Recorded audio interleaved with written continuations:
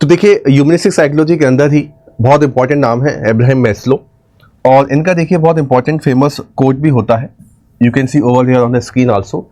The study of crippled, stunted, immature and unhealthy specimen can yield only a cripple psychology.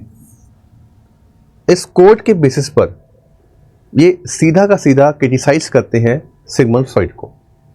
अब Freud के साथ में देखिए issue क्या था, जैसे कि मैंने आपको पहले ही बताया था, सिगमंड फ्रॉइड जो थे उन्होंने जितने भी अपने कंसेप्ट बताए थे, जैसे कि उन्होंने बताया अनकॉन्शियसनेस के बारे में, उन्होंने बताया इड ईगो सुपर ईगो के बारे में, उन्होंने बताया साइकोसेक्सुअल डेवलपमेंटल स्टेजेस के बारे में, ये जितने भी कंसेप्ट सिगमंड फ्रॉइड ने जो हमको दिए थे वो सारे कंसेप्ट उन्होंने बताए थे by observing the different kind of case studies.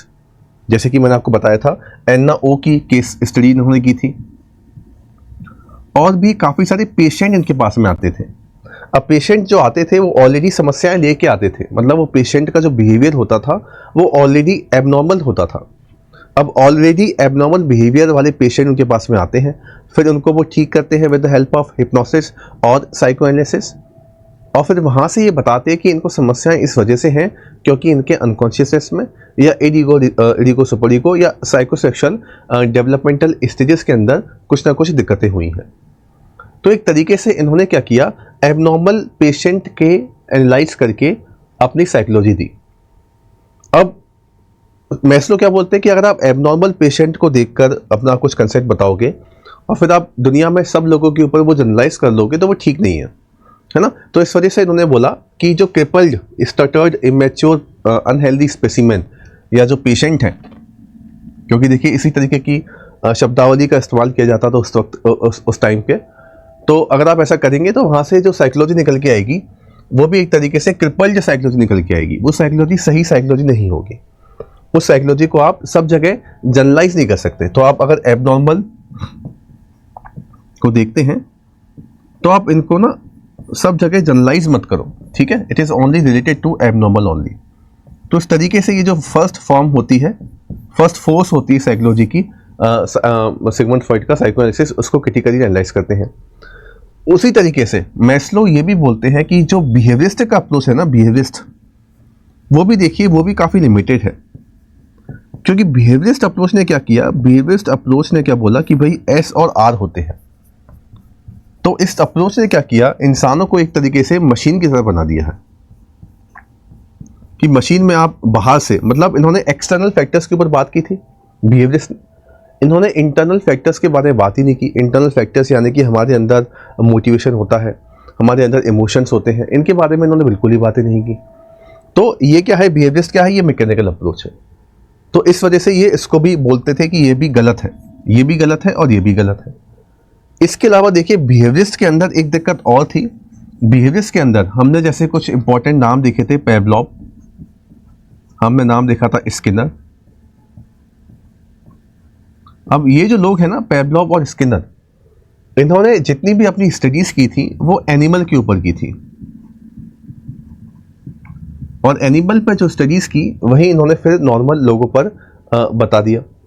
अब नॉर्मल लोगों में हमारे अंदर तो फ्री विल होती है, हमारे अंदर कॉन्शियसनेस होता है, हम हायर ऑर्डर मेंटल प्रोसेस को भी परफॉर्म कर सकते हैं, हम लैंग्वेज बोल सकते हैं। इन तरह की चीज़ें आपको एनिमल में देखने को नहीं मिलेंगी। एनिमल के अंदर फ्री विल नहीं है, या एनिमल के अंदर हम लैंग्वेज का कंसेप्ट आप देखोगे इतना एडवांस नहीं है। हायर ऑर्डर कॉग्निटिव प्रोसेस जो होती है वो आपको एनिमल्स के अंदर देखने को नहीं मिलेंगी। लेकिन आप क्या करते हो, आप तो एनिमल्स को देख रहे हो और एनिमल्स को एक्सपेरिमेंट करके आप उनको ह्यूमन पर जनरलाइज कर रहे हो, तो ये भी आप देखेंगे एक हद तक गलत है। तो इस तरीके से अब्राहम मैस्लो जो होते हैं वो दोनों जो पहले फोर्स होते हैं, ठीक है, एक आपका हो गया साइकोएनालिसिस और दूसरा आपका हो गया बिहेवियरिस्ट, दोनों को क्रिटिसाइज करते हैं, पहली बात। दूसरी बात, मैस्लो का क्या इंपॉर्टेंट है कि देखिए ये जो ईस्टर्न फिलॉसफी होती है ना, इससे काफ़ी ज़्यादा इन्फ्लुएंस होते हैं। He is heavily influenced bye eastern philosophy. अब ईस्टर्न फिलॉसफी के अंदर देखिए आप हमारे जो मेजर रीजन है इंडिया के अंदर वो भी आ जाते हैं। तो he was also heavily influenced bye Hinduism, Buddhism and Jainism also, ठीक है। इसके अलावा और भी जो ईस्टर्न फिलॉसफी चाइना के अंदर देखोगे वहाँ से भी इन्फ्लुएंस होते हैं, लेकिन इनसे भी ये काफ़ी हद तक इन्फ्लुएंस होते हैं। जैसे कि ये कहते हैं कि अगर आपको अपनी किसी टारगेट तक पहुंचना है तो आपको पेन तो होगा, सफरिंग्स होंगी, आपको उनको ओवरकम करना पड़ेगा। तो ये आपको हमारी फिलॉसफी में भी देखने को मिलेगा। हिंदुज्म के अंदर जैसे आप देखोगे धर्मा का कंसेप्ट होता है, ओके, धर्मा यानी कि राइटियसनेस पाथ, ओके, धर्म के रास्ते पे चलो। तो राइटियसनेस पाथ को अगर आप धर्म को फॉलो करोगे तो आप अपने हाईएस्ट पोटेंशियल तक पहुंच सकते हो। तो वही कंसेप्ट क्या होता है अभी मैं आपको समझाऊंगा। That is the concept of self actualization, जो मैस्लो की थ्योरी में निकल के आता है। आप लोगों ने इसके बारे में पढ़ा भी होगा। ऐसे ही बुद्धिज्म और जैनिज्म में भी आप देखोगे, बुद्धिज्म में निर्वाणा का कंसेप्ट होता है, ठीक है। हिंदुज्म के अंदर आप एक और देखेंगे, हिंदुज्म के अंदर कंसेप्ट होता है रिलेटेड टू मोक्ष, ठीक है। जैनिज्म के अंदर आप देखोगे, जैनिज्म के अंदर केवल ज्ञान का कंसेप्ट होता है। तो ये केवल ज्ञान हो गया, मोक्ष हो गया, ये क्या हो गया, ये सब रास्ते हो गए, ये सब आपका, ये सब क्या हो गया, किसी भी इंसान का हाईएस्ट पोटेंशियल हो गया। और इसी के बारे में मैस्लो बताते थे कि हम हर एक इंडिविजुअल को अपने हाईएस्ट पोटेंशियल तक पहुंचना है। उस हाईएस्ट पोटेंशियल का इन्होंने नाम अलग दे दिया था। उस हाईएस्ट पोटेंशियल को मैस्लो कहते थे सेल्फ एक्चुअलाइजेशन। ये अभी हम देखेंगे। तो इनसे भी काफ़ी इन्फ्लुएंस थे मैस्लो, ईस्टर्न फिलॉसफी से काफ़ी इन्फ्लुएंस थे। जैनिज्म के अंदर आप देखिए बात कही जाती है राइट नॉलेज, राइट फेथ और राइट कंडक्ट के बारे में। अगर आप अच्छे काम करेंगे, अच्छी नॉलेज को ग्रहण करेंगे, अच्छी बातों के ऊपर विश्वास रखेंगे, ऐसे करके 3 ज्वेल भी हैं, 5 कस्में भी हैं। बुद्धिज़्म के अंदर भी माइंडफुलनेस का कंसेप्ट है। बुद्धिज़्म के अंदर कहा जाता है कि डिज़ायर्स आपकी लिमिटेड होनी चाहिए, है ना। तो ये सबसे इन्फ्लुएंस होकर इन्होंने मैस्लो ने अपनी थ्योरी को दिया था, ठीक है। जैसे आप देखोगे बहुत इंपॉर्टेंट मैस्लो की हायरार्की ऑफ नीड होती है। This is very important, Maslow hierarchy of need. अब इस पर ध्यान दोगे तो देखो ये वाला आखिरी पॉइंट होता है इनका सेल्फ एक्चुअलाइजेशन। ये इनका सबसे बड़ा इंपॉर्टेंट कंसेप्ट है, सेल्फ एक्चुअलाइजेशन, ठीक है। तो self actualization is nothing but similar to the concept of moksha in Hinduism, Kevala Jnana in Jainism और निर्वाणा इन बुद्धिज्म। और इसी तरीके से इन्होंने अपना क्या दिया, सेल्फ एक्चुअलाइजेशन का कंसेप्ट दिया। अब ये मैस्लो की हायरार्की नीड आप देखिए साइकोलॉजी में भी पढ़ी जाती है, बिजनेस स्टडीज़ के अंदर भी पढ़ी जाती है। 11th-12th की साइकोलॉजी में भी है, 11th-12th बिजनेस स्टडीज़ की जो एनसीईआरटीज़ होती हैं, कॉमर्स वाले बच्चे भी इनको पढ़ते हैं। लेकिन आप इन पर ध्यान दोगे ना तो देखो ये कोई नहीं पढ़ता कि भाई ये कितना इन्फ्लुएंस है ईस्टर्न फिलॉसफी से। जैसे हम योगा की बात करें, योगा, तो योगा हमारी हिंदुज्म के अंदर है, योगा सूत्रा जो पतंजलि का था। अब योगा में आप देखो, योगा में अष्टांग योगा होते हैं। अष्टांग योगा में 8 तरीके के जो योगा होते हैं, उसमें शुरुआत में आप देखो नियम और पोस्चर के ऊपर ध्यान दिया जाता है। और आखिरी वाला कौन सा होता है, समाधि। तो शुरुआत के आप 3-4 देखोगे वो ध्यान देते हैं आपका पोस्चर कैसा बने, मतलब आपकी फिजियोलॉजी कैसी हो, और आखिरी के ध्यान देते हैं आपकी साइकोलॉजी कैसी हो। तो इसमें आप देखिए ये भी तो जो वही है, शुरुआत के आप जो 2 देखोगे वो ध्यान देते हैं आपकी फिजियोलॉजी के ऊपर, और आखिरी के 2-3 आप जो देखोगे वो ध्यान देते हैं आपकी साइकोलॉजी के ऊपर। तो फिजियोलॉजी साइकोलॉजी का इमर्जेंस योगा में भी मिलेगा, और फिजियोलॉजी और साइकोलॉजी का इमर्जेंस आपको मैस्लो की हायरार्की ऑफ नीड में भी देखने को मिलेगा। तो इस तरीके से हमें ये बात समझ में आ गई कि जो मैस्लो है, he is heavily influenced by the eastern philosophy, by the concept of Hinduism, by the religion of Buddhism और by the religion of Jainism also. अब इसके बाद आप देखिए इसके अंदर, ये स्कूल के अंदर आप देखिए 2 लोग निकल के आएंगे। 2 names are very very important. The first one is Maslow, the second one is Rogers. ये 2 नाम बहुत इंपॉर्टेंट होते हैं। मैस्लो कंसेप्ट देते हैं अपना सेल्फ एक्चुअलाइजेशन का, उसी कंसेप्ट का नाम बदल के रॉजर्स कर देते हैं फंक्शनल ऑटोनॉमी, ठीक है, फुली फंक्शनल पर्सन, ओके। ये अपनी देते हैं हायरार्की ऑफ नीड्स, और ये कंसेप्ट देते हैं रियल सेल्फ और आइडियल सेल्फ का। दोनों को हम समझने की कोशिश करेंगे। दोनों ही मेजर प्रोपोनेंट्स हैं ह्यूमनिस्टिक स्कूल के, और दोनों इन बातों के ऊपर विश्वास रखते हैं। ये कुछ मेजर पॉइंट हो जाते हैं हमारे ह्यूमनिस्टिक साइकोलॉजी के, ठीक है। अब इन पॉइंट के अंदर आप देखोगे, पहला पॉइंट आप देखिए, ये विश्वास रखते हैं कि हमें हर एक इंसान को ना हॉलिस्टिक तरीके से समझना है, पर्सन एज अ होल। तो अगर किसी भी इंसान को आप समझने की कोशिश कर रहे हो तो आप उसको हॉलिस्टिक तरीके से देखो, यानी कि जो इंसान होता है आप उसको ब्रेक डाउन करके नहीं समझ सकते, जैसे पहले के लोग बोलते थे। गेस्टाल्ट से आप देखोगे थोड़ा बहुत इन्फ्लुएंस यहाँ पर देखने को मिलेगा। तो इंसान को आप समझना है तो आप ऐसा नहीं कि आप उसका ब्रेन अलग देखोगे, आप उसका कॉन्शियसनेस अलग देखोगे, हॉलिस्टिक तरीके से देखना है। तो इंसान को समझना है तो आप उसका पूरा सब कुछ देखो, आप उसका कॉन्शियसनेस भी देखो, ठीक है, आप उसकी वैल्यूज भी देखेंगे, ठीक है, आप उसके एटीट्यूड को भी देखिए, आप उसके पोटेंशियल को भी देखिए, ठीक है, आप उसके अंदर क्या क्या क्या मोटिवेशन है आपको ये भी देखना पड़ेगा। तो हॉलिस्टिक तरीके से हमें इंसान को समझना है, इन सब चीज़ों के ऊपर हमें फोकस करना है, ठीक है। तो हर एक इंसान के अलग अलग वैल्यूज, ओके। अब देखिए पर्सन को हॉलिस्टिक तरीके से समझना, यानी कि पर्सन को हम इंपॉर्टेंस दे रहे हैं। बिहेवियरिस्ट वाले एनवायरनमेंट पर इंपॉर्टेंस देते थे, पहले वाले कॉन्शियसनेस के ऊपर, कुछ अलग अलग लोग अनकॉन्शियसनेस के ऊपर, ठीक है। लेकिन पर्सन तो हम तो जो बनते हैं वो तो अलग अलग फीचर्स होते हैं ना, हमारे अंदर बहुत चीज़ें होती हैं, उससे इंसान बनता है। उन सब पर फोकस करने के बाद ह्यूमनिस्टिक साइकोलॉजी करता था। अब ऐसा हो भी क्यों रहा था, देखिए इसका एक रीज़न इंपॉर्टेंट ये भी है, क्योंकि जैसे जैसे दुनिया आगे बढ़ रही थी, जैसे जैसे साइकोलॉजी और हमारी सोसाइटी आगे बढ़ रही थी, वैसे वैसे कुछ और इंपॉर्टेंट कंसेप्ट भी समाज के अंदर, दुनिया के अंदर निकलना शुरू हो गए थे। जैसे कि कंसेप्ट होता है डेमोक्रेसी के बारे में लोगों ने पढ़ना बहुत शुरू कर दिया, लोगों ने बहुत पढ़ना शुरू कर दिया कि भाई लोगों के पास फंडामेंटल राइट होने चाहिए, लोगों के पास कुछ बेसिक मौलिक अधिकार होने चाहिए। तो लोगों के बारे में बातें होना शुरू हो गई थी कि हमारी ये ड्यूटीज़ हैं, हमारी ये अधिकार हैं, ऐसी बातें होना शुरू हो गई। तो उसका इम्पैक्ट साइकोलॉजी के ऊपर भी आया और लोगों ने ह्यूमनिस्टिक साइकोलॉजी को एक्सेप्ट किया, ठीक है। तो ये पर्सन एज अ होल हमारे पास एक इंपॉर्टेंट कंसेप्ट निकल के आ गया। दूसरा इनका एम्फेसिस और डी एम्फेसिस, यानी कि एम्फेसिस यानी कि फोकस इनका ज़्यादा था किसके ऊपर था, लाइफ हिस्ट्री के ऊपर।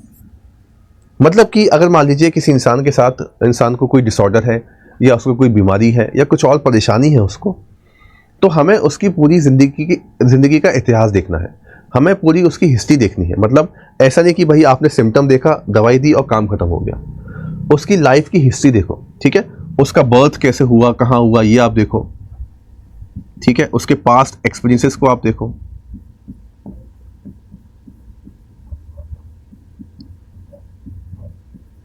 फैमिली में कौन कौन है आप ये भी देखिए, फैमिली के साथ क्या क्या इश्यूज है, उसके रिलेशनशिप, सब पे आपको फोकस करना है, ठीक है। तो इन सबको भी आप नहीं हटा सकते, ठीक है ना।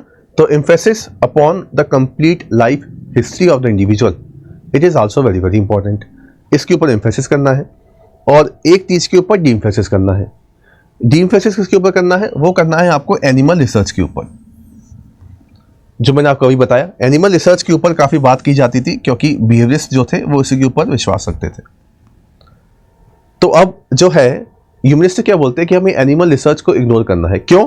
क्योंकि एनिमल्स के अंदर कुछ आपको कंसेप्ट देखने को नहीं मिलेंगे, ठीक है। जैसे कि फ्री विल हो गया, ठीक है, जो हायर ऑर्डर मैकेनिज्म होता है, हायर ऑर्डर मेंटल प्रोसेस होती है, रीजनिंग करना, डिसीजन मेकिंग करना, ये आपको देखने को नहीं मिलेगी, ठीक है। लैंग्वेज आप देखोगे, लैंग्वेज काफ़ी एक ऐसी यूनिक फीचर्स है जो आपको ह्यूमन लैंग्वेज काफ़ी एलेबोरेटिव है, काफ़ी अलग है, ठीक है। तो ऐसे कुछ कंसेप्ट होंगे जो आपको एनिमल्स के अंदर देखने को नहीं मिलेंगे।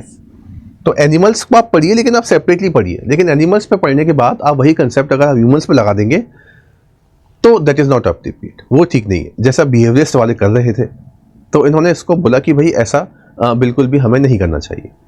नेक्स्ट आप आओगे, अगेन मैंने आपको बताया self actualization is very important, ठीक है। तो ये इसके ऊपर ध्यान रखते थे, है ना, कि हमें सेल्फ एक्चुअलाइजेशन के ऊपर विश्वास रखना है, ओके। तो सेल्फ एक्चुअलाइजेशन यानी कि हमें कोशिश करनी है कि इंसान अपने हाईएस्ट पोटेंशियल तक पहुंच सके। इंसान को हमें यहाँ तक पहुंचाना है, मतलब कि जब उसे लगे कि भाई हाँ ये मेरा हाईएस्ट पॉइंट है, this is my peak, this is my peak experiences, ठीक है। यहाँ पर आकर मुझे बहुत अच्छा महसूस हो रहा है, यहाँ पर मैं आकर बहुत अच्छा महसूस कर रहा हूँ, ठीक है। और लास्ट आप देखोगे इनका फोकस था साइकोलॉजिकल हेल्थ के ऊपर। अब ये बहुत इंपॉर्टेंट पॉइंट है, साइकोलॉजिकल हेल्थ। अब होता क्या था, देखिए यहां से पहले हेल्थ को लेकर जो कंसेप्ट था लोगों का, वो क्या था, बायोलॉजिकल कंसेप्ट था। हेल्थ को लेकर बायोलॉजिकल कंसेप्ट, अभी भी देखो, आप तो देखोगे हमारे यहाँ पे तो अभी भी बायोलॉजिकल हेल्थ की बात करते हैं। पर बायोलॉजिकल हेल्थ क्या बोलती है कि बायोलॉजी के हिसाब से हेल्थ को देखो कि भाई आपके पास कोई दिक्कत है, आप आए डॉक्टर के पास, डॉक्टर ने आपको डायग्नोस किया, उस डायग्नोसिस के बेसिस पर डॉक्टर ने दवाइयाँ लिखी और फर्दर आपको फिर ट्रीटमेंट मिल गया, काम खत्म, स्टोरी द एंड। तो इस तरीके की बातें जो है शुरुआत में कही जाती थी कि बायोलॉजिकल हेल्थ ही है जो है, सिम्टम इरेडिकेटर इज सफिशिएंट, सिम्टम को एरेडिकेट करो, आपका काम हो गया। लेकिन ये क्या बोलते कि नहीं, हमें साइकोलॉजिकल हेल्थ के ऊपर ध्यान देना है। मतलब कि हमें दुनिया के अंदर एनवायरनमेंट ऐसा बनाना है कि लोगों को हेल्थ को लेकर कोई इशू ही क्रिएट ना हो। That is a proactive approach. अब आप देखो, जैसे मैं आपको एक एग्जांपल देता हूँ। कोटा के अंदर काफ़ी सुसाइड्स होती हैं, बच्चे काफ़ी सुसाइड्स कमिट करते हैं। अब कोटा के अंदर अगर बच्चे सुसाइड कमिट करते हैं तो हम लोगों ने लगा दिए एंटी सुसाइडल फैन, तो क्या समस्या सॉल्व हो गई? एंटी सुसाइडल फैन लगाना तो एक बात का अप्रोच है ना, it is not a proactive approach. तो अगर आपको बच्चों के अंदर सुसाइड को रोकना है तो आपको एटमॉस्फेयर ऐसा बनाना पड़ेगा कि बच्चा उस स्टेज तक जाए ना। और बच्चा उस स्टेज पर जाने से कब रुकेगा? वो रुकेगा जब आप बच्चे को समझोगे पूरी तरीके से, बच्चे के अंदर क्या है, उसके अंदर के इमोशंस, उसके अंदर का मोटिवेशन, उसके अंदर की हेल्थ, उसके अंदर की साइकोलॉजी, उसके अंदर के एटीट्यूड, उसके अंदर की वैल्यूज़। जब तक आप वो नहीं समझोगे तब तक आप ये जो केसेस हैं आप इनको नहीं रोक सकते। This is about the focus upon psychological health, not only upon biological health. इस तरीके से प्रोएक्टिव अप्रोच हमें इस्तेमाल करना है। वैक्सीन आप दे दो ताकि बीमारी हो ना। अब इंडिया में आप देखो, इंडिया में जनरली हम प्रोएक्टिव काम कम करते हैं, हम एक्शन रिएक्शन ज़्यादा करते हैं। कुछ हो गया उसके बाद हम रिएक्ट करेंगे, ऐसे ही होता है ना, ठीक है। तो ये एक्शन रिएक्शन अप्रोच से बचना है। ओके, प्रोएक्टिव करना है अपने आप को। कार की मरम्मत पहले से करा के रखो ताकि कार खराब ना हो। जब कार खराब होगी फिर मरम्मत कराओगे तो मतलब it will be a lengthy process, ठीक है। तो this is also the main focus of the humanistic psychology, psychological health के ऊपर विश्वास रखना है। तो I think this is clear. तो इन ब्रीफ अगर हम देखें तो इन्होंने क्या बात बोली, ये यहाँ से इन्फ्लुएंस होते हैं, ये दो नाम निकल के आते हैं और ये हमारे बेसिक टेनेंट्स हो गए ह्यूमनिस्टिक साइकोलॉजी के। अब इसके बेसिस पे आप देखिए, ये जैसे कि मैंने आपको बताया, ये जो स्कूल होता है 1950 में इमर्ज होगा। इसके बाद फिर कॉग्निटिव साइकोलॉजी आ जाता है। तो 1950 में देखोगे आप, फंडामेंटल राइट्स काफ़ी ज़्यादा है, डेमोक्रेसी काफ़ी ज़्यादा है दुनिया के अंदर। थर्ड फोर्स कहलाता है साइकोलॉजी के अंदर। थर्ड फोर्स हम इसको बोलते हैं क्योंकि ये बहुत फेमस होता है। जैसे साइको एनालिसिस और बिहेवियरिस्ट स्कूल जो थे वो फेमस हुए थे, ऐसे ही ये वाला स्कूल भी काफ़ी फेमस हुआ था। काफ़ी लोगों ने इस स्कूल को एक्सेप्ट किया था, ठीक है। और it will came after this, ठीक है, क्रिटिसाइज दिस। साइको एनालिसिस को क्रिटिसाइज करेगा क्योंकि यहाँ पर सिर्फ अनकॉन्शियस कंट्रोल के ऊपर फोकस हो रहा है, और बिहेवियर्स को करेगा क्योंकि ये सिर्फ एक्सटर्नल कंट्रोल की बातें करते हैं, ठीक है। Humanistic psychology recentred its focus upon subjectivity and the purposeful human being. आप देखिए, बहुत फेमस कोट है, आप देखिए इस कोट को समझिए। Man is not a pound of the environment nor a prisoner of the past but an active architect of his own destiny. यानी कि ये इंसानों के ऊपर फोकस कर रहे हैं, मतलब इंसान खुद अपना किस्मत बनाता है, डेस्टिनी बनाता है। इंसान के अंदर इतना पोटेंशियल है, हमें क्या देना है? हमें सिर्फ उसे पॉजिटिव रिगार्ड देने हैं, इनकरेजमेंट देना है, माहौल देना है, एनवायरनमेंट देना है, ताकि वो अपने पोटेंशियल को, अपने हाईएस्ट पीक एक्सपीरियंसेस को अचीव करने के लिए लगा सके। This is humanistic school. ये फोकस नहीं करते, ये मना करते हैं कि भाई अब पाउंड ऑफ द एनवायरनमेंट नहीं हो, आप खुद डिसाइड करोगे हर एक चीज़ को। और not a prisoner of the past, जो सिगमंड फ्रॉइड का स्कूल था वो क्या बोलता था कि बचपन में ही सब कुछ हो जाता है, चाइल्डहुड में ही सब कुछ हो जाता है। तो यानी कि एडोलेसेंस में जो भी दिक्कतें आ रही हैं आपके साथ, एडोलेसेंस में जो भी समस्याएं आ रही हैं, उसके लिए क्या रिस्पॉन्सिबल है? उसके लिए आपका पास्ट रिस्पॉन्सिबल है, पुराना इतिहास आपके लिए रिस्पॉन्सिबल है। Past is responsible for that particular thing, ठीक है। लेकिन ये क्या बोलते थे कि भाई पास्ट को हमें नहीं देखना है, हमें प्रेजेंट पे ज़्यादा फोकस करना है, ठीक है। तो human is the active architecture of his own destiny. और यहाँ से हमारे पास देखिए टोटल 3 नाम, बेसिकली तो देखिए 2 नाम होते हैं और बाद में आप इनको भी इसी के अंदर ऐड कर सकते हैं, है ना। एक और आप नाम ऐड कर सकते हैं, मार्टिन सेलिगमन, ठीक है। ये दोनों लोग इन्फ्लुएंस हुए थे इससे। जो फाउंडर्स, इनका कंसेप्ट होता है पॉजिटिव साइकोलॉजी का, जिसको भी अभी हम देखेंगे।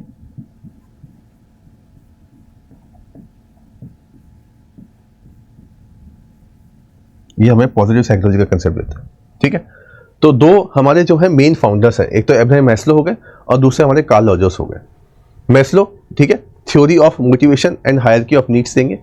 इनकी थ्योरी ऑफ मोटिवेशन आप पढ़ोगे, चैप्टर मोटिवेशन के अंदर भी होती है और ये वाली वर्क साइकोलॉजी के अंदर भी होती है,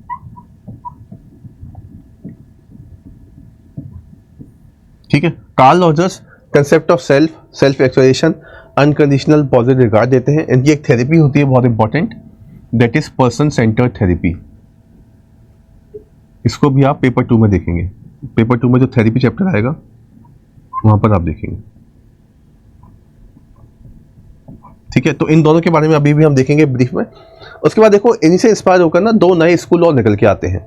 एक होता है एग्जिस्टेंशियल साइकोलॉजी, जो होती है Victor Frankl. Victor Frankl existential psychology का कंसेप्ट देते हैं, जो हॉलोकास्ट सर्वाइवर है। नाजी के जो कॉन्सेंट्रेशन सेंटर्स थे नाजीज के टाइम पर, उसमें ये थे, और हॉलोकास्ट को सर्वाइव इन्होंने कर लिया था। उन्होंने बोला कि भाई अगर हमें ज़िंदगी में मीनिंग समझ में आ जाए, हमारी लाइफ का मीनिंग क्या होता है, तो हम कुछ भी कर जाएंगे, तो हम अपने हाईएस्ट पोटेंशियल को अचीव कर जाएंगे, ठीक है। तो ज़िंदगी के क्या वैल्यूज़ है, ज़िंदगी का क्या मीनिंग है, इनको समझना बहुत इंपॉर्टेंट है, ठीक है। ओके, तो ये जो विक्टर फ्रैंकल है, ये भी आप देखोगे, मैं आपको ब्रीफ में बता देता हूँ। विक्टर फ्रैंकल जो है वो 3 तरीके की वैल्यूज़ के बारे में बातें करते थे, ठीक है। इनकी एक थेरेपी भी है बहुत फेमस, जिसको हम कहते हैं लोगो थेरेपी। इनकी एक बुक भी आती है, छोटी सी बुक भी है, आप उसको भी रीड कर सकते हैं, लोगो थेरेपी, जहाँ पर ये कहते हैं कि हमें लोगों के अंदर सेंस ऑफ मीनिंग, लोगों को समझाना है कि उनकी ज़िंदगी का सही मतलब क्या है। ओके, ब्रीफ में अगर बात करें तो ये बात करते थे क्रिएटिव वैल्यूज़ के बारे में,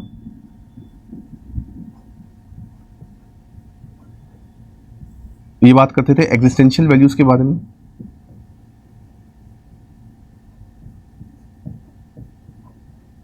और ये बात करते थे एटीट्यूडनल वैल्यूज़ के बारे में।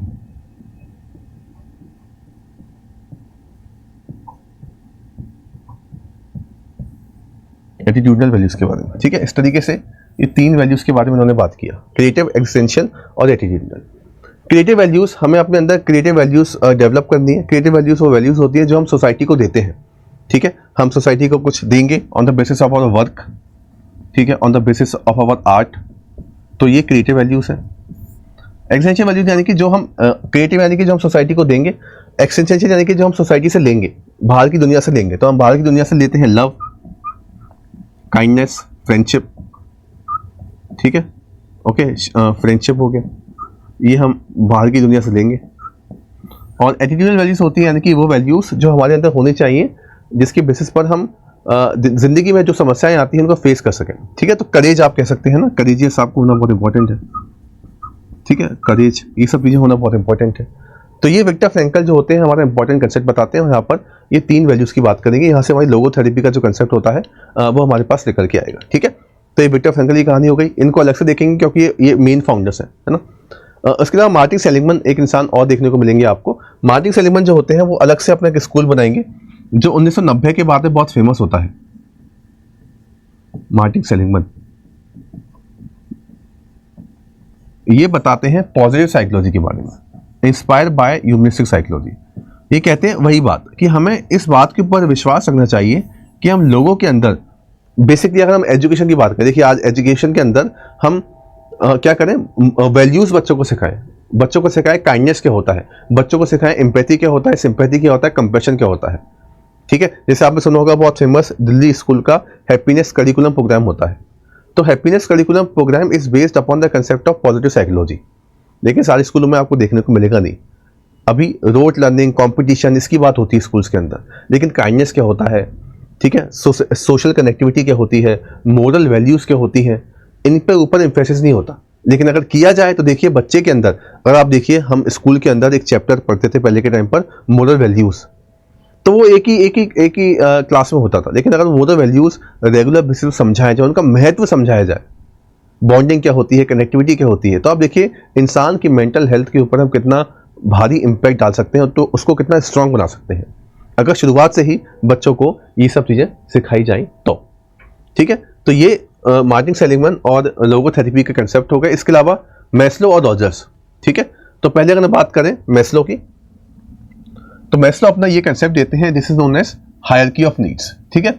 काफ़ी इंपॉर्टेंट हायरार्की ऑफ नीड्स है। हालांकि देखिए ये जो है this is the basic hierarchy of needs, okay. तो अभी आप देखोगे कुछ किताबों के अंदर आपको इस हायरार्की के अंदर कुछ और एडिशन ही मिल जाएगा, है ना। कुछ लोग यहाँ पर फिजियोलॉजिकल नीड्स में वाईफाई भी लगा देते हैं कि वाईफाई भी, इंटरनेट भी हमारी एक आज के टाइम पर बेसिक नीड्स है, ठीक है। तो वो अलग अलग एडिशंस होते रहते हैं, लेकिन ये जो है it is the standard model which is given by Maslow, ठीक है, Abraham Maslow, hierarchy of needs. अब ये क्या कहते हैं, देखिए यहाँ पर समस्या क्या है, समस्या आप मतलब कि अच्छा मॉडल है ये, लेकिन दिक्कत क्या है कि ये सिर्फ ऐसे ही जाएगा, इसमें रिवर्स नहीं हो सकता, रिवर्स इज नॉट पॉसिबल, ठीक है। तो ये इसकी एक लिमिटेशन भी है। हम लिमिटेशन पे अब नहीं जाएंगे, कमियां हम डिस्कस नहीं करेंगे, हम डिस्कस करेंगे मॉडल क्या है, हायरार्की ऑफ नीड क्या होती है। अब देखिए यहाँ पे हाईएस्ट पॉइंट क्या है, self actualisation which is similar to the concept of moksha, nirvana और kaivalya gyan in Hinduism, Buddhism and Jainism respectively. Okay, what is self actualisation? It is a desire to become the most that one can be, यानी कि आपका highest potential वही हो गया ना, ऐसी इच्छा जो आपका हाईएस्ट पोटेंशियल है, यहाँ तक आपको पहुँचना है। यहाँ तक पहुँचने के लिए आपको ये रास्ता तय करना पड़ेगा। तो इंसानों को सबसे पहले अपनी बेसिक नीड्स को पूरा करना है।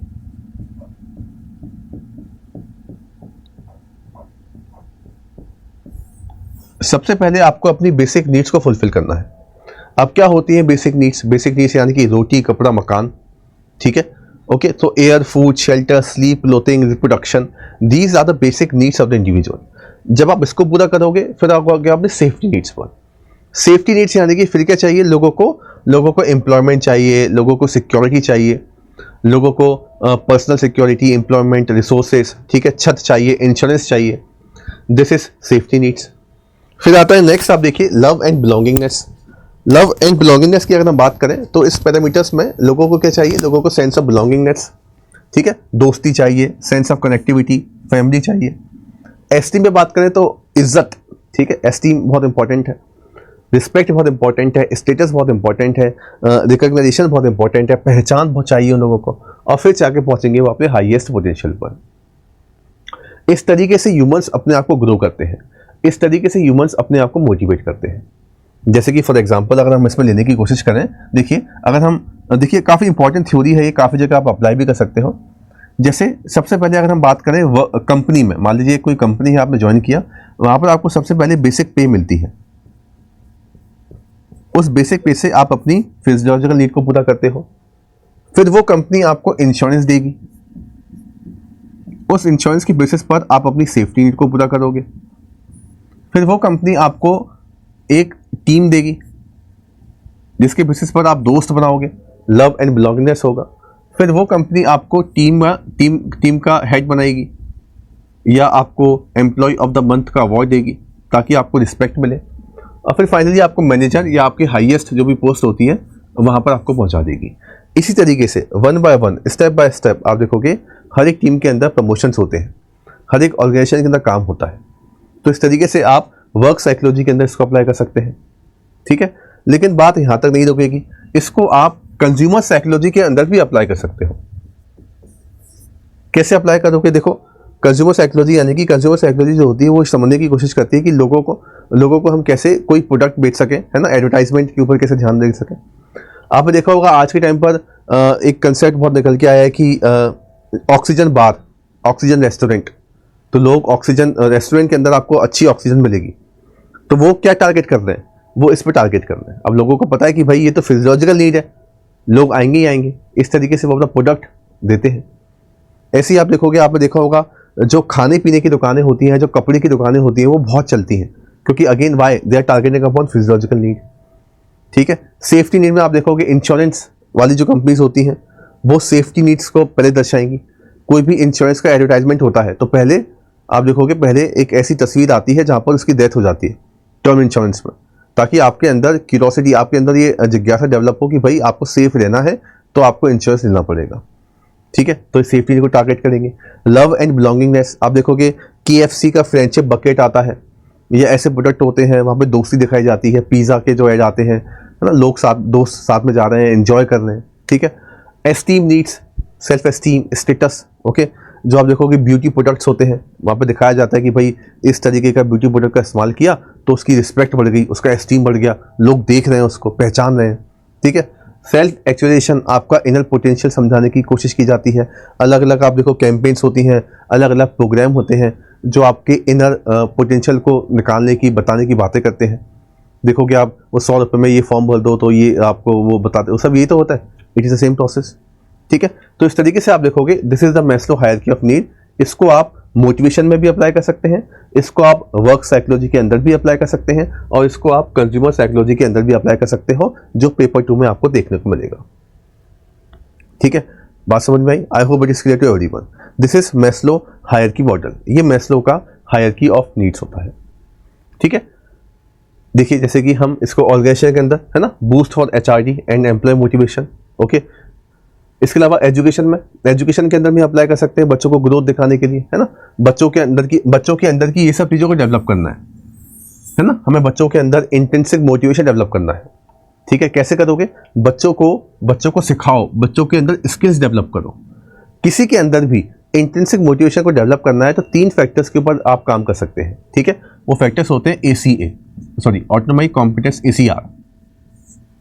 ठीक है, ये बहुत इंपॉर्टेंट थ्योरी होती है साइकोलॉजी के अंदर, उसको कहा जाता है self determination theory, which is given by Deci and Ryan. ठीक है, इसको अपन पढ़ेंगे, Deci and Ryan. Deci and Ryan क्या कहते हैं कि 3 फैक्टर्स आप ध्यान दीजिए तो बच्चों के अंदर अपने आप ही क्या होगा, IM डेवलप हो जाएगा। IM होता क्या है? IM होता है कि जब बच्चों को अंदर से मजा आए कोई काम करने के लिए, अंदर से खुशी मिले कोई काम करने के लिए, दिस इज इंटेंसिव मोटिवेशन। तो आप बच्चों के अंदर ACR डेवलप कीजिए, यानी कि बच्चों को आप ऑटोनॉमस बिहेवियर, यानी कि बच्चे खुद वो काम कर सके। आप पहले उनको सिखाओ, फिर वो खुद काम कर सके, ऑटोनॉमी उनके अंदर आए। ठीक है, अगर उनको लगेगा कि उनका बिहेवियर कोई और कंट्रोल कर रहा है तो उनके अंदर कभी भी IM डेवलप नहीं होगा, उनके अंदर ऑटोनॉमी आना बहुत डेवलप है। आप देखो हमारी ज़िंदगी के अंदर भी अगर आपको लगेगा कि जो भी कुछ हो रहा है आपके जीवन के अंदर उस पर आपका कंट्रोल ही नहीं है, तो आपका मोटिवेशन अपने आप भी डाउन हो जाएगा। आपको लगेगा कि यार भाई मैं कुछ भी कर लूँ, मेरे हिसाब से तो काम होता ही नहीं है। इस केस में लोगों के अंदर लर्न हेल्पलेसनेस डेवलप हो जाती है। तो इस वजह से बहुत ज़रूरी है कि आपका बिहेवियर, आपका कंट्रोल रहे आपके बिहेवियर के ऊपर। Autonomy is very important. Second, बच्चों के अंदर हमें कॉम्पिटेंस डेवलप करना है, यानी कि बच्चों को हमें इनफ स्किल्स सिखानी है कि जिसके बेसिस पर वो उस काम को कर सके। कॉम्पिटेंस डेवलप करना बहुत इंपॉर्टेंट है। ठीक है, और last but not least, relatedness, यानी कि कनेक्टिविटी।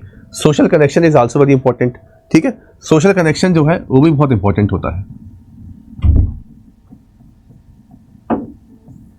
तो बच्चों के अंदर सोशल कनेक्शन को डेवलप करना is also very important. This is also very important features. ठीक है, तो इस तरीके से एजुकेशन के अंदर, इस तरीके से ऑर्गेनाइजेशन के अंदर भी हम जो है लोगों को मोटिवेट कर सकते हैं, लोगों को गाइड कर सकते हैं, लोगों को समझा सकते हैं और लोगों को अपने हाईएस्ट पोटेंशियल तक पहुंचा सकते हैं। ठीक है, so I hope it is clear. Education, organisation, consumer psychology के अंदर हमने इसको अप्लाई कर दिया। अब अगला जो मैंने आपको बताया थे, 2 रिसर्चर यहाँ पर हमको देखने को मिलेंगे। The first one is Maslow और जो दूसरे जो होते हैं दैट इज कार्ल रॉजर्स। अब जो कार्ल रॉजर्स हैं वो अपनी थ्योरी ऑफ सेल्फ देते हैं। ठीक है, और इस थ्योरी ऑफ सेल्फ में वो 2 कॉन्सेप्ट बताते हैं। पहला होता है सेल्फ कंसेप्ट और दूसरा होता है ideal self. These are 2 important concept you will find in Carl Rogers theory. अब देखिए इसमें क्या है, सेल्फ कंसेप्ट और आइडियल सेल्फ। ठीक है, अब देखिए होता क्या है जिंदगी के अंदर, जब भी हम होते हैं तो 2 सेल्फ होंगे, रियल और आइडियल। रियल यानी कि एक्चुअली में आप जो है, आपका सेल्फ कंसेप्ट, आप क्या हैं अंदर से, आप क्या हैं, आप कैसे अपने आप को देखते हैं। ठीक है, what is the organised pattern of your perception about you. Okay, तो I and me, I am this, ऐसा हम बोलते हैं ना, ये आपका सेल्फ कंसेप्ट है। ओके, ये आपकी, आप देखो आईने में आप अपने आप को कैसे देखते हैं, आप ऐसा कह सकते हैं। ऑल्दो सेल्फ का जो कंसेप्ट होता है वो काफ़ी इवॉल्विंग होता है, काफ़ी मल्टी डायमेंशनल होता है, that we can discuss in other of the lectures. Right now हम फोकस करेंगे, हम इसको समझेंगे कि सेल्फ क्या है, आपका अपना परसेप्शन अपने आप को लेकर। दूसरा होता है आइडियल सेल्फ। आइडियल सेल्फ यानी कि what a person aspire to become, आप बनना क्या चाहते हैं, what you want to become, आप जिंदगी में क्या बनना चाहते हैं, आपकी क्या एस्पिरेशंस हैं। ठीक है, व्हाट आर योर ऑब्जेक्टिव्स। अब होता क्या है, साइकोलॉजिकल हेल्थ बनी रहेगी, यानी कि आपकी पर्सनैलिटी सही तरीके से बनी रहेगी अगर आपका रियल सेल्फ और आपका आइडियल सेल्फ दोनों बराबर काम करेंगे। ठीक है, तो ये जो रियल सेल्फ है और ये जो आइडियल सेल्फ है ना, इनके बीच में कॉन्ग्रुएंस होना चाहिए। ठीक है, जैसे कि इसमें ये होना चाहिए, जैसे रियल सेल्फ आपका हो गया, ये आपका आइडियल सेल्फ हो गया, मतलब कॉन्ग्रुएंस बहुत ज्यादा है ना, तो कोई दिक्कत नहीं है। ठीक है, so you can see over here this is a high congruence stage, no problem. But on the other hand मान लीजिए रियल सेल्फ ये है और आइडियल सेल्फ ये है, यहां पर तो देखिए कॉन्ग्रुएंस है ही नहीं। ये जो आप देखोगे, this is the stage of इनकॉन्ग्रुएंस।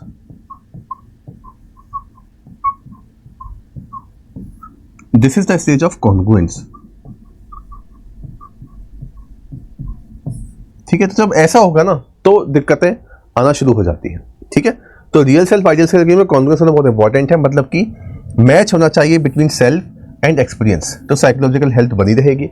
लेकिन अगर इनकॉन्ग्रुएंस हुआ, मिसमैच हुआ, तो एंजाइटी आएगी लोगों के अंदर डिफेंसिवनेस आएगी, माल एडजस्टमेंट हो जाएगा। ओके, जैसे कि इसमें हम समझने की कोशिश करें इस डायग्राम के थ्रू। तो मान लीजिए आपका रियल सेल्फ क्या है। रियल सेल्फ आपका ये है कि आप अपने आप को एक अच्छे सिंगर की तरह देखते हो। आप समझते हो कि मैं बहुत अच्छा सिंगर हूं। अब बहुत अच्छा सिंगर है आप, तो आप सिंगर ही बनना चाहते हैं। आपके माँ बाप भी आपको सिंगर बनाना चाहते हैं, कोई दिक्कत की बात नहीं है। तो आपका रियल सेल्फ आइडियल सेल्फ क्या हो गया, दोनों सिंगर हो गया, मतलब कि दोनों में कॉन्ग्रुएंस आ गया, no problem is there. On the other hand, अगर आप बनना चाहते हैं सिंगर, आप देखते हैं अपने आप को कि that you are a singer, आप अपने आप को एक सिंगर की तरह देखते हैं। परेशानी की बात यह है कि आपके माँ बाप चाहते हैं कि आप करें यूपीएससी की तैयारी या आप करें बिजनेस, तो यहां पर तो देखिए बात सही बन नहीं पाएगी, और इस कंडीशन के अंदर इनकॉन्ग्रुएंस निकल के आ जाएगा। हमेशा आपकी पर्सनैलिटी को दिक्कत होना शुरू हो जाएगी। This is the problematic situation. यहां से क्या होगा, फिर एंजाइटी होगी, डिफेंसिवनेस होगी, मैल एडजस्टमेंट होगा, आपकी पर्सनैलिटी के अंदर कुछ ना कुछ इश्यूज निकल के आएंगे और आप सही तरीके से काम नहीं कर पाएंगे। इसी की वजह से देखिए, जब आप पेपर 2 देखेंगे डिसऑर्डर्स, तो वहां पर एक और इश्यू निकल के आता है। अब होता क्या है, देखिए ये आपका हो गया रियल सेल्फ, ये होगा आपका आइडियल सेल्फ। इनके बीच में ऑलरेडी काफी इनकॉन्ग्रुएंस है। अब आज के टाइम पर क्या हो गया, आज के टाइम पे आप देखोगे सोशल मीडिया बहुत ज्यादा एक्टिव हो गई है। You know that the role of social media is very very active. अब सोशल मीडिया की वजह से क्या हो गया है, जो यूथ होते हैं, जो एडोलेसेंट्स होते हैं, 18-19 साल का कोई बच्चा है, उसको अपनी आइडेंटिटी फॉर्म करनी है। बच्चों के अंदर आइडेंटिटी सही तरीके से फॉर्म होना बहुत इंपॉर्टेंट है। आइडेंटिटी का डेवलप होना बहुत इंपॉर्टेंट होता है। अगर आपकी पहचान डेवलप नहीं हो पाई उस एज ग्रुप में, 18, 19, 20, 21 साल की उम्र में, तो हमेशा आपको दिक्कतें आना शुरू होंगी। अब ये जो एज होती है आइडेंटिटी फॉर्मेशन की होती है। अब होता क्या है, बच्चे सोशल मीडिया पे बहुत ज़्यादा एक्टिव होते हैं, तो बच्चे क्या करते हैं, बच्चे देखते हैं अपना आइडियल सेल्फ, मतलब बच्चे अंदर से तो कुछ और है, उनका अंदर से पोटेंशियल कुछ और है, लेकिन वो देखते हैं सोशल मीडिया पे ये ऐसा है, ये इन्फ्लुएंसर ऐसा है, ये एक्टर ऐसा है, तो उनका जो आइडियल सेल्फ होता है ना बहुत अलग हो जाता है, और रियलिटी में वो कुछ और है। रियलिटी में कुछ और है, आइडियल बहुत ज़्यादा अलग हो गया, मतलब ये इनकॉन्ग्रुएंस बहुत ज़्यादा आ गया। इस वजह से आप देखो ये थेरेपी जो थ्योरी जो है वो हमें ये भी सिखाने की कोशिश करती है कि सोशल मीडिया क्यों इतना हार्मफुल होता है बच्चों के लिए। And that is also one of the important reason कि ऑस्ट्रेलिया जैसे देश ने सोशल मीडिया को बैन कर दिया फॉर बिलो 16 ईयर्स। ठीक है, यही एक रीजन था, क्योंकि बच्चे अपने आप को कंपेयर कर रहे थे, उनके अंदर कंपेयर एंड डिस्पेयर एटीट्यूड निकल के आ रहा था। रियलिटी में है वो कुछ और, लेकिन जब सोशल मीडिया पे आप देखते हैं कि ऐसा है वैसा है, तो उन्हें कुछ और दिखता है। तो रियल सेल्फ आइडियल सेल्फ में दूरियां बहुत आ गई थी, and that is also one of the important reason for the formation of a very severe kind of disorder, जिसको हम पेपर 2 के अंदर भी देखते हैं, that is known as dissociative identity disorder. Dissociative identity disorder. ठीक है, क्या हो गया, आपकी आइडेंटिटी के अंदर डिसोसिएशन हो गया। एसोसिएशन होगा जब ये केस होगा, ये क्या हो रहा है, डिसोसिएशन होता है ना, मतलब आप अपने रियल सेल्फ से बहुत दूर जा रहे हो, आपकी जो पहचान है आप उससे बहुत दूर जा रहे हो, और जब ऐसा होगा तो डेफिनेटली आपकी पर्सनैलिटी में कुछ ना कुछ परेशानियां तो निकल के आने ही वाली हैं। ठीक है, so this is the problem. आप देख सकते हैं, it can be explain with the help of this therapy also, जो हमें रॉजर्स बताते हैं ह्यूमनिस्टिक स्कूल में। इसके अलावा रॉजर्स का मैंने आपको बताया था, Rogers is also very important from paper 2 perspective. Paper 2 के पर्सपेक्टिव से रॉजर्स का नाम बहुत इंपॉर्टेंट है, क्योंकि रॉजर्स जो है पेपर 2 में हमें एक बहुत इंपॉर्टेंट थेरेपी देंगे which is known as person center therapy. इसको हम पर्सन सेंटर थेरेपी भी कहते हैं, इसी को आप क्लाइंट सेंटर्ड थेरेपी भी कह सकते हैं, और इसी को ही हम कभी कभी ह्यूमनिस्टिक थेरेपी भी कहते हैं। ठीक है, तो पेपर 2 में आपको थेरेपेटिकल अप्रोचेस एक चैप्टर देखने को मिलेगा। वहां पर हर एक रिसर्चर ने, मतलब हर एक रिसर्चर तो नहीं, लेकिन जो मेजर 3 फोर्सेस है साइकोलॉजी की, उन 3 फोर्सेस ने अलग अलग थेरेपी दी है। सिगमंड फ्रॉइड का साइको एनालिसिस थेरेपी, ठीक है, आपको देखने को मिलेगा। ओके, इसके अलावा फिर आपको बिहेवियरिस्ट थेरेपी आपको देखने को मिलेंगी, क्लासिकल और जो ऑपरेंट कंडीशनिंग होती है, एक्सपोजर थेरेपी हो गया, सिस्टमेटिक डिसेंसिटाइजेशन हो गया, अवर्जन थेरेपी हो गया, और ऐसे ही ह्यूमनिस्टिक का आपको पर्सन सेंटर थेरेपी देखने को मिलेगा। अब नाम में आप देखिए पर्सन लिखा हुआ है। पहले के लोग फोकस करते थे पास्ट के ऊपर, लेकिन ये फोकस करते हैं कि भाई हमें इंसान को पढ़ना है, इंसान को समझना है, ठीक है। तो ये फोकस करते थे कि अगर किसी भी इंसान के साथ में कोई दिक्कतें हैं ना, तो आप 3 पैरामीटर के ऊपर फोकस करो। आप क्या करो, आप जेन्युइननेस, एम्पैथी और यूपीआर, ये दो आप उसको, ठीक है। जेन्युइननेस का मतलब है कि आप उसके साथ में एक जेन्युइन रिलेशनशिप डेवलप करो उस इंसान के साथ में। वो थेरेपिस्ट जो होगा, ये क्लाइंट है, ये थेरेपिस्ट है, उसके साथ ऐसी बातचीत करो कि एक जेन्युइननेस, एक ट्रस्ट डेवलप हो, ठीक है, ताकि ये जो क्लाइंट है ये सब कुछ बता सके आसान तरीके से थेरेपिस्ट को। उसके बाद आपको एम्पैथी भी क्रिएट करनी है, मतलब कि आपको एक्चुअली में फील करना है कि वो कैसा समझ रहा है, कैसा सोच रहा है। एम्पैथी का मतलब क्या होता है, दूसरों के जूतों में झांक कर देखना, ठीक है। तो एम्पैथी समझना है आपको कि भाई उस इंसान को कैसा फील हो रहा होगा, this is empathy. Next is UPR आपको देना है। यूपीआर यानी कि आपको उसको पॉजिटिव रिगार्ड देने हैं, आपको उसको क्रिटिसाइज नहीं करना है ज़्यादा, ठीक है। यूपीआर इंकरेजमेंट दो आप उसको बोलने के लिए, आप उसको बताओ कि भाई आपके अंदर पोटेंशियल है, आपके अंदर हिम्मत है, इस तरीके की बातें आपको उसको बोलनी है। तो विक्रम ऐसा होगा तो वो जो पेशेंट होगा, वो जो क्लाइंट होगा, सेल्फ एक्सेप्टिंग बनेगा, ओपन टू एक्सपीरियंसेस बनेगा, और इस केस में फुली फंक्शनल बन जाएगा। तो ये कंसेप्ट देते हैं फुली फंक्शनल का, ठीक है। तो फुली फंक्शनल का मतलब क्या हो गया कि वो इंसान अपने आप को अच्छी तरीके से कंट्रोल कर सकता है, ओपन टू एक्सपीरियंसेस है, ठीक है। तो ये कंसेप्ट हमारा कौन देंगे, हमारा कंसेप्ट देते हैं हमारे पास पर्सन सेंटर थेरेपी, जो दी गई थी कार्ल रोजर्स के द्वारा। पेपर 2 में आपको काफ़ी ज़्यादा सिग्निफिकेंस इसकी देखने को मिलेंगी, ठीक है। तो इस तरीके से आप देखोगे ह्यूमनिस्टिक को हम 2 पैटर्न में या 2 तरीके से आप डिवाइड करेंगे। The first one is Maslow and the second one is Rogers, ठीक है। ये आप कुछ डिफरेंसेस आप देख सकते हैं यहाँ पर। पहला जो मैस्लो है वो हायरार्की ऑफ मोटिव्स, जो हमने हायरार्की की बात की उसकी बात करेंगे। रोजर्स हमें सेल्फ कंसेप्ट और ग्रोथ की बातें करते हैं। उधर जो बात है नीड बेस्ड है, यहाँ पर प्रोसेस की बात होगी। ये हेल्दी इंडिविजुअल्स और ये थेरेपी में इसका काफ़ी रिलेवेंस है। मैस्लो की एज सच कोई डायरेक्ट थेरेपी नहीं है, okay. Final goal self actualization, इनका हो गया फुली फंक्शनल पर्सन। और यहाँ पर environment help to satisfy need, relationship provide UPR for growth.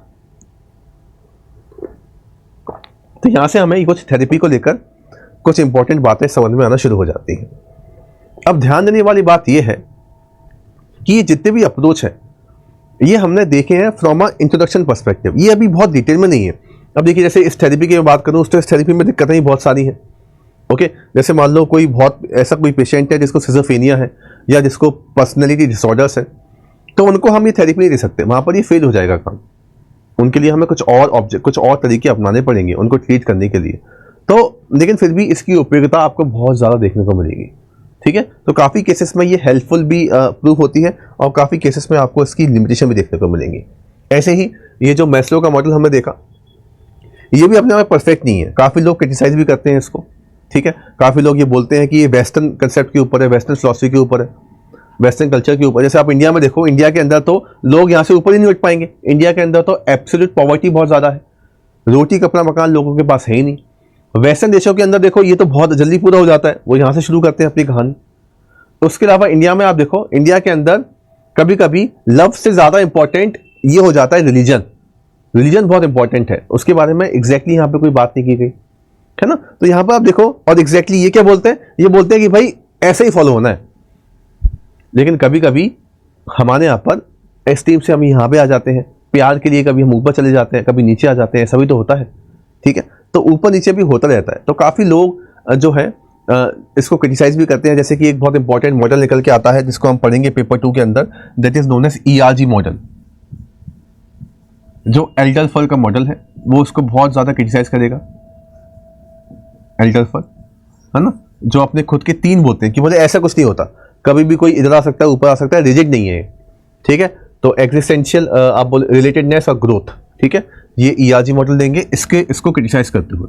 Definitely सबकी कमियां तो देखिए आपको देखने को मिलेंगी, लेकिन डेफिनेटली काफ़ी हद तक ये, क्योंकि थर्ड फोर्स था in the field of psychology, तो थर्ड फोर्स होने के नाते इससे काफ़ी कुछ इन्फ्लुएंस किया था in the field of psychology.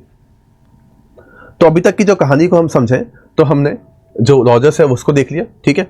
अब नेक्स्ट देखिए, अभी जो है वो स्कूल्स अगर हम समराइज करें तो हमारा हो गया स्ट्रक्चरलिज्म, उसके बाद होता है फंक्शनलिज्म, उसके बाद होता है बिहेवियरिज्म, उसके बाद होता है गेस्टाल्ट, ठीक है। बिहेवियरिज्म सेकंड फोर्स है, लेकिन हमने इसके साथ में पढ़ा था क्योंकि ये क्रिटिकली अक्लेम करते हैं एक दूसरे को। ये फोकस करेंगे कॉन्शियसनेस के ऊपर, सेम फोकस इधर रहेगा। इनका एलिमेंट, इनका फंक्शन। बिहेवियरिज्म फोकस करेंगे एसआर के ऊपर, स्टिमुलस और रिस्पॉन्स। गेस्टाल्ट बोलेंगे हॉलिस्टिक। बात आगे बढ़ती है तो साइको एनालिसिस आता है। साइको एनालिसिस के बाद में साइको एनालिसिस फोकस करता है अनकॉन्शियसनेस के ऊपर,